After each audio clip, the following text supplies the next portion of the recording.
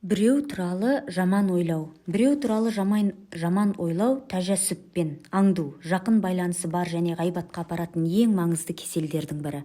Жаман ойлау жүректің ғайбаты, жүректе шешім шығаруы болып табылады.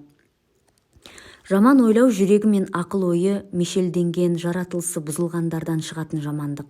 Ол қоғамның материалдық және рухани өміріне кесір тигізетін шайтани тұзақ. Хақ тағала мұны: «Әй иман келтіргендер, күмәннан сақтаныңдар, өйткені оның біразы күнә.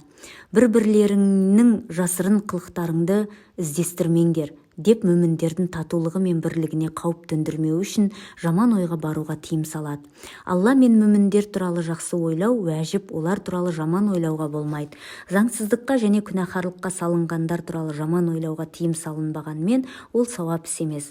Адамның заттар мен құбылыстарға көзқарасы қандай болса, оның мінезі мен рухтың құрылымы да уақыт өте келе сол түсінік шеңберінде қалыптаса бастайды.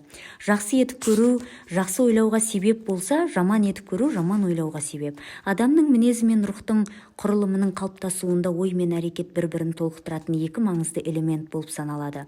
Жақсы етіп көруге өзін үйреткен адам әрдайым жақсы істер жасайды.